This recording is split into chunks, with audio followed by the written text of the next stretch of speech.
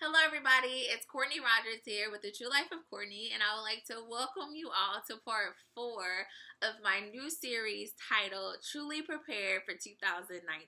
Okay, so just to give you a quick recap, part 1 was about reflection, being able to self-reflect in hopes of just gaining a better understanding about who you are as a person so that you can know what you need to do to be successful and to reach all of your goals and dreams.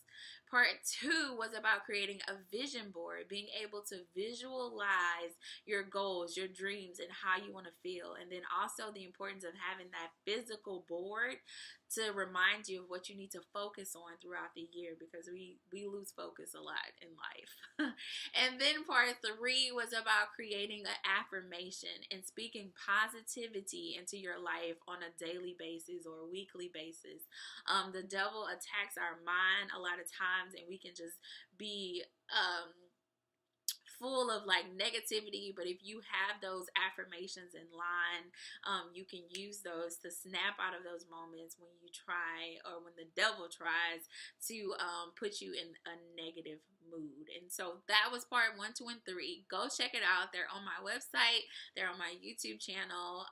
The website is truelifeofcourtney.com. And if you type in True Life of Courtney on YouTube, the channel will come up there. But moving right along to part 4 of this awesome series titled Truly Prepare for 2019. Part 4 is dedicated to, drumroll, self-care. Self-care, taking care of yourself. So when I was thinking about how I wanted to explain self-care, the first thing that came to mind was a cup. So self-care, to me, the best way to explain it is to explain it like a cup. The purpose of a cup is so that you can put liquids inside of it, and then the person who has the cup can drink out of the cup. Right now, this cup is not serving any purpose. It's not fulfilling its purpose because it's empty. I can't drink anything out of an empty cup. And so a lot of times in life, we become emptied out as people, and it's our own responsibility to refill our cup. And that is what self-care is. The process of refilling your cup is called self-care. So it wouldn't be me if I didn't look up the definition of self-care. So Webster defines self-care as the practice of taking an active role in protecting one's own well-being and happiness. And then it said particularly in a period of stress. And so we all have periods of stress. Like, there's nobody out there who has never been stressed out. So there's been a period where you felt that your cup was empty. And so a lot of the times when our cups are empty, we use negative coping mechanisms or negative things to try to refill that cup. And then we go into this cycle of just trying and trying and trying and wondering why our cup is never being refilled. And it's because we're not using positive coping strategies to refill it. So I thought it would be beneficial first to go over some negative ways that we try to refill our cup. So maybe somebody might be like, oh, that's something I do. And then when we talk about the positive self-care, then you can say, well, this is something I can do instead of that thing. And so just a couple of things. A lot of times we isolate ourselves, and isolation leads to depression. So you don't want to just isolate yourself. Some people binge drink. Going out to the club every night, getting drunk, not remembering the night, shopping. Some people spend so much money shopping when they're in their feelings or feeling emptied, and then you have to deal with the fact that you have no money to pay your bills. So that's not healthy. Or you're living, paycheck to paycheck because any extra you're just spending to kind of cope with the way you feel. Some people overeat. And that's just a problem within itself, because that creates obesity and diabetes and health problems that you just don't want. Some people decide that they want to be promiscuous and have meaningless sexual encounters, which does nothing for you. So that's also a negative way to cope. Let's see, smoking, Caffeine is another way to negative cope. All of these things just have other negative consequences. So if you do them to try to make you feel better, you're just going to be emptied out more and more and more and more. But that's where self-care comes in. Even if you are doing those things right now, you can come up with a action plan, a self-care action plan, where when you are stressed out, you have some positive things you can go to, already planned out to help you feel better and to refill your cup so that you don't feel empty.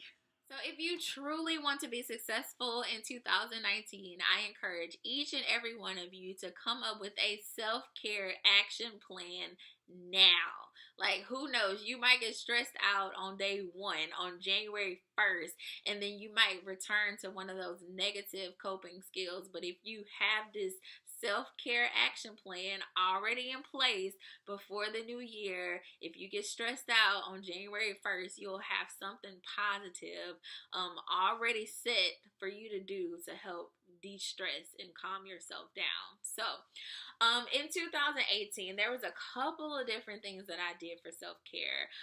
Number one being, I signed up for a monthly membership at Massage Envy. And so I would go once a month to get a massage. Sometimes I would go twice or 3 times a month. But I would go and I would get a massage, and I would always do aromatherapy massages because aromatherapy is another good way to cope. And when I was on my way to get my massages, I would always use that time to reflect, think about the things that is causing me stress, and thinking about everything that I wanted to leave on the table. So after my massage, I'd be like, I done left all that stress on the table. I'm about to go and just have a positive day. I would always treat myself to lunch on massage days. Massage Envy is on Bluebonnet, and I would always go to Zoe's at Perkins Road after I get my massages because it's right there. But it was just some me time that I had, and it was my self-care time, and I did it once a month, and I would just reflect on the month and reflect on the things that caused me stress, and also pray. And it was a good way to de-stress. And so I really enjoyed it, and it was a positive way for me to cope with stress. So massages. Secondly, I bought me a diffuser and a whole bunch of oils so that I could diffuse and do aromatherapy at home. So I've learned so much about different oils you can put together and diffuse throughout your house that'll make you feel good. I even bought a diffuser for one of my cousins, and now she's starting to diffuse because it's a really good stress relief. So aromatherapy, massage. And the third thing that I'm going to share with you that I've been doing for self-care is reading. Like, reading is so important. I don't understand why people don't read. Like, some of the feedback I got about my blog was that, oh, I don't want to read all that. But y'all, do y'all understand that, like, reading is power? Like, most successful people, they read books at least once a week, or some people read one a day. Like, successful people read. So if you want to be successful, you need to read. And it's also a good form of self-care. And so this year I read a couple of different books. I read Fervent for the second time because that's just how good that book is. My cousin wrote a book that I read, and I also passed it along to one of my friends to read. My friend's boyfriend wrote a book, and I read his book, and I passed it along to one of my friends to read as well. So I wish I had them to show you. I'll put the links in the comments because we support each other. Go buy their books. They're really good books. What else have I read? I'm reading Becoming by Michelle Obama right now. I read The Year of Yes by Shonda Rhimes. So I read a bunch of books this year, and all of those books have helped with my self-care. It's just a good way to relax and a good way to open your mind and be open to different perspectives of things. And so I encourage each and every one of you to come up with some positive ways for self-care. When you are full, when your cup is full, you're able to pour into other people. You're able to quench your own thirst. So you always want to have your cup full. And so I encourage each and every one of you to come up with some positive things. Come up with a self-care action plan so that when stresses get to you in 2019, you already have some positive things in line so that you can refill your cup and so that your cup never gets empty. So that wraps up part 4, you guys. Make sure you come up with your own personalized self-care action plan. Under this video, there is a link to a website with 100 different ways to take care of yourself. You can read a book, you can go to a movie, you can go fishing, you can visit a friend, you can meditate, you can dance, you can cook, you can rap, you can sing, you can deep breathe, you can journal. There is literally 1,000 things that you can do, but there is a link to a website that gives you 100 things to choose from if you need some inspiration. And make sure you leave me a comment. Let me know what type of self-care things you're going to put into place for 2019.